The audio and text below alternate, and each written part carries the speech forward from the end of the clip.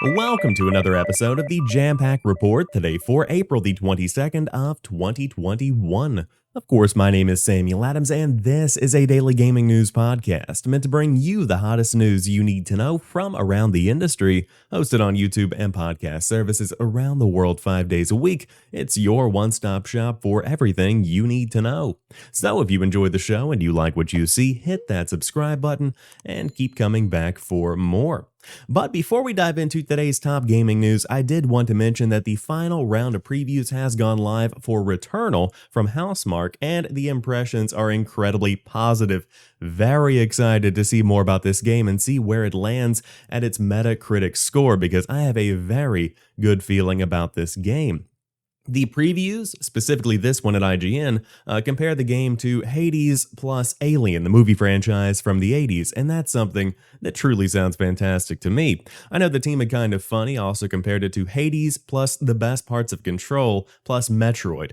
Oh, you love to see it. And so dive in, check out some gameplay, see if it's something you might be interested in. But I've been saying this for months. This is a potential console seller for me, somebody that has not yet bought a PlayStation 5, because this is truly shaping up to be a next-gen experience, and it's something unique. It's something fresh, and I'm excited to see what Housemarque does deliver on. I also saw a video from Blessing Adeoye Jr. over at Kind of Funny that dove into how the haptic feedback works with the DualSense controller, specifically in regards to rain, because within the game, rain is actually felt in the controller. You can feel every drop. Let that sink in. It sounds fantastic. Definitely want to give this one a shot at some point in the future, but dive in, check out the previews. They're live across every major outlet that did get access to the game. But in the meantime, we do have to talk about something that could be a controversial story here. PlayStation Plus could soon include a video service, because on the Italian side of PlayStation, the PlayStation Plus Video Pass was accidentally leaked, and so it promises access to Sony movies, including the promotion Bloodshot, Venom, and Zombieland Double Tap, as part of a trial service that would last for 1 year, according to Jay Fingus over at Engadget. And so Sony has not replied for comment. This leak has since been taken down.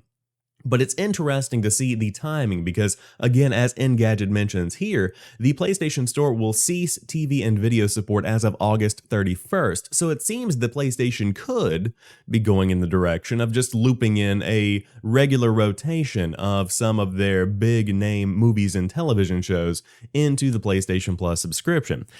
I'm divided on this, because first and foremost, PlayStation Plus is a fantastic subscription. It truly, truly is.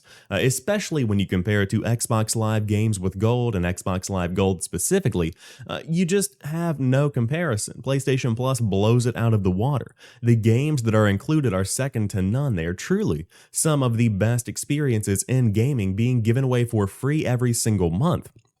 And so, the PlayStation Plus Video Pass just adds a bit more value to that overall. You now get access to a couple of movies, some TV shows every month, and you really just get more bang for your buck. At the same time, this does feel a little bit tone deaf, unless there is some other announcement coming in regards to PlayStation Now, because Game Pass is what everyone in the industry is focused on right now. We see MLB The Show 21 coming to Game Pass. We see some of the biggest name games launching on the service because of that acquisition with Bethesda and Microsoft. And so you have to bring something to market to compete with that, because Game Pass is continuing to grow time after time. As Jez Corden announced yesterday, according to Jez Corden on Twitter, the service, Game Pass, now has 23 million subscribers. That's a lot, and that's before any of these big AAA games become part of that service. So you don't have Starfield yet, you don't have any of these big Bethesda games yet, Halo Infinite has not even launched. And so to be able to have that amount of subscribers, to be able to have that community, is very, very powerful. And right now, while PlayStation Plus is fantastic, it's not a legitimate competitor, and this video program won't make it a legitimate competitor either. In a way, whenever I first saw this, it brought me back to that E3 when Microsoft announced the Xbox One and all of its different TV compatibilities. No one really wanted that. We want to play games. And so while the video is a nice addition, it certainly shouldn't be the focus, and I don't think that it necessarily will be. But PlayStation Now needs to be beefed up, or PlayStation Plus needs to be revamped to include PlayStation Now. I feel like that might be the better option there, but then does Sony lose money? Probably. And even then, what games do they include? They have no intention of including games like God of War on day one on a subscription service because people are going to buy it at full price anyway.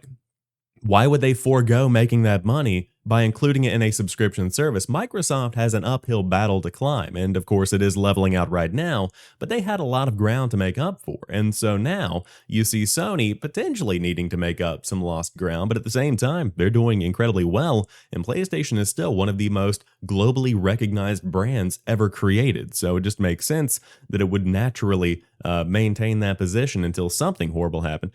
Regardless, the PlayStation Plus Video Pass sounds like a nice little accoutrement to your PlayStation Plus subscription, and I'm sure that we will see some kind of news soon, potentially during the E3 window in June or during some kind of big press conference that Sony holds independently. But speaking of cool features over at PlayStation, the latest update for Share Factory Studio on PS5 is available today, and I bring this up for a specific reason, and it's to show how powerful this is as a marketing tool. So this comes from Stuart Platt, senior producer at Sony Interactive Entertainment. Hello PlayStation fans! Since launching our free editing app, Share Factory Studio for PS5 with the console's launch, we've been hard at work to continue to enhance the on-console editing experience so players can creatively bring to life and share their epic gameplay moments. We are pleased to announce some new updates we've made to Share Factory for PS5, which will be available starting today. First up is a feature our community has asked for, an increase in the number of clips for your tracks. Below is the new clip count you can expect to see for your Share Factory Studio projects.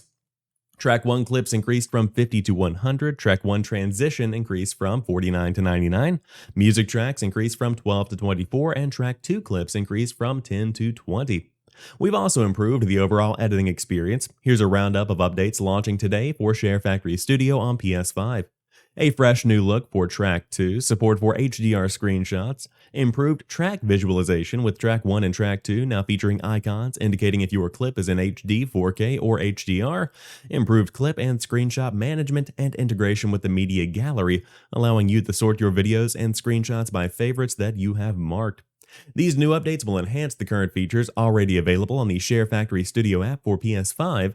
For example, you can now create videos up to 4K resolution at 60 FPS with HDR support, such as 4K HDR 60 support for video clips, high-quality creator packs, music tracks, transitions, and stickers, as well as the support of Sound FX.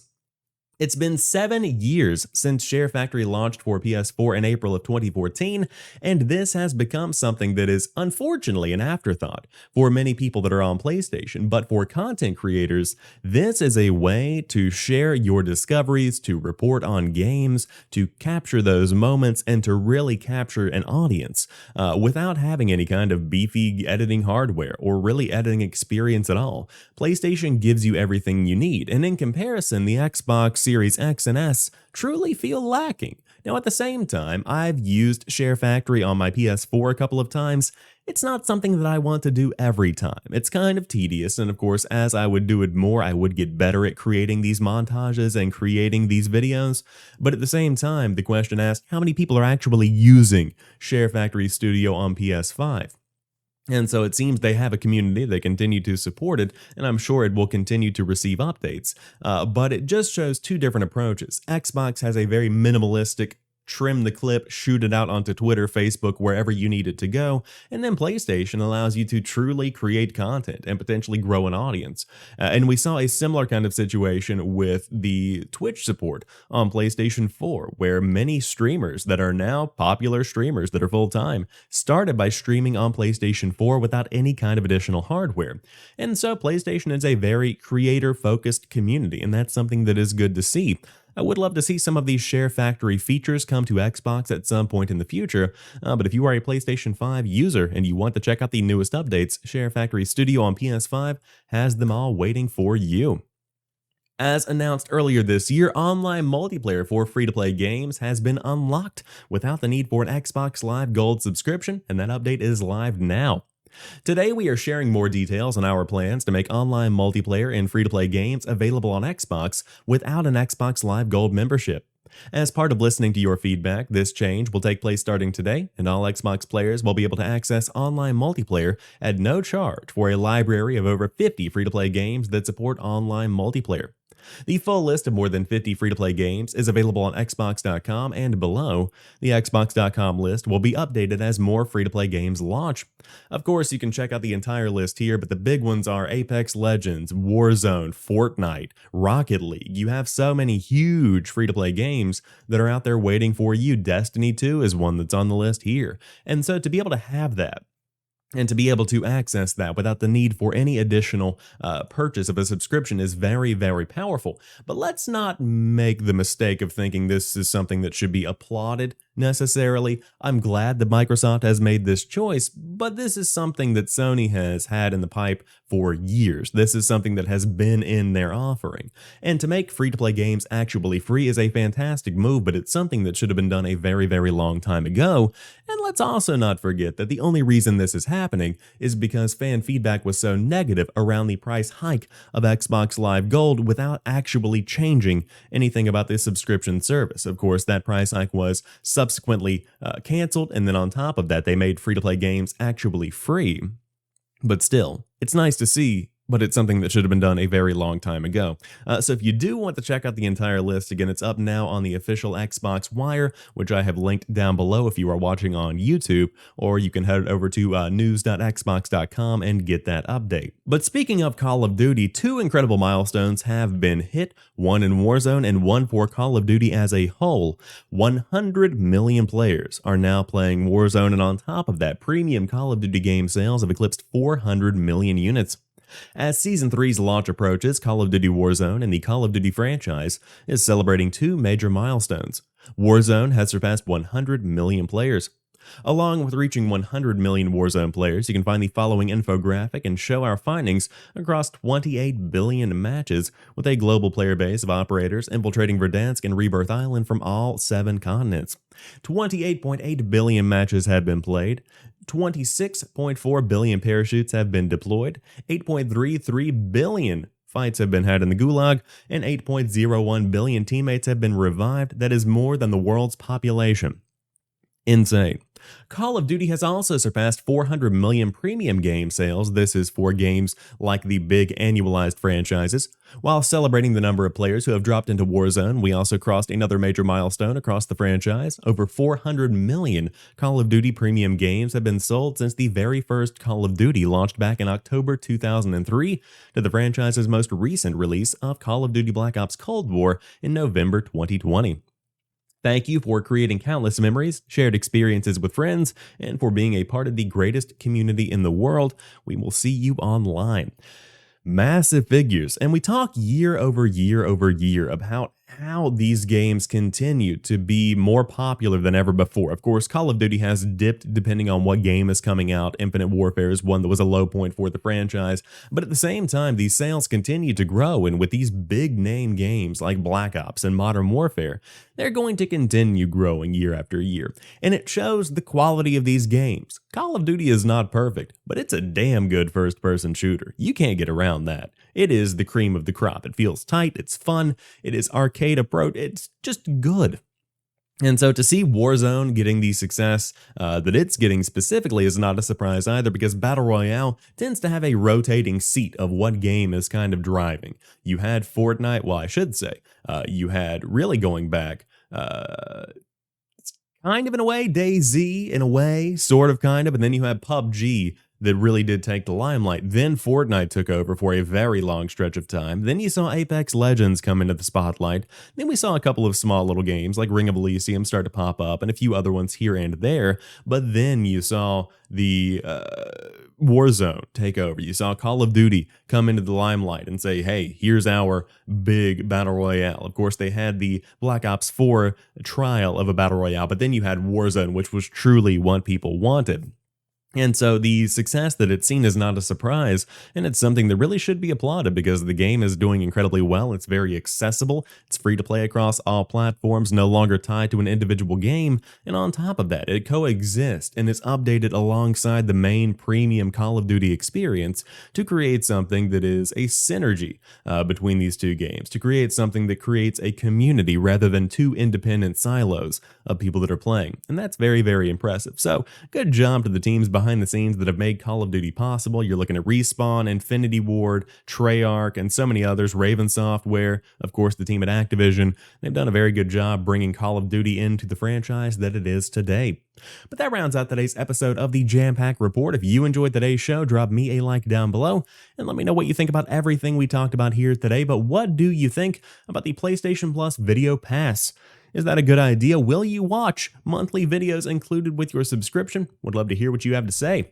But until tomorrow, you guys have a fantastic rest of your day. I'll talk to you soon, and peace.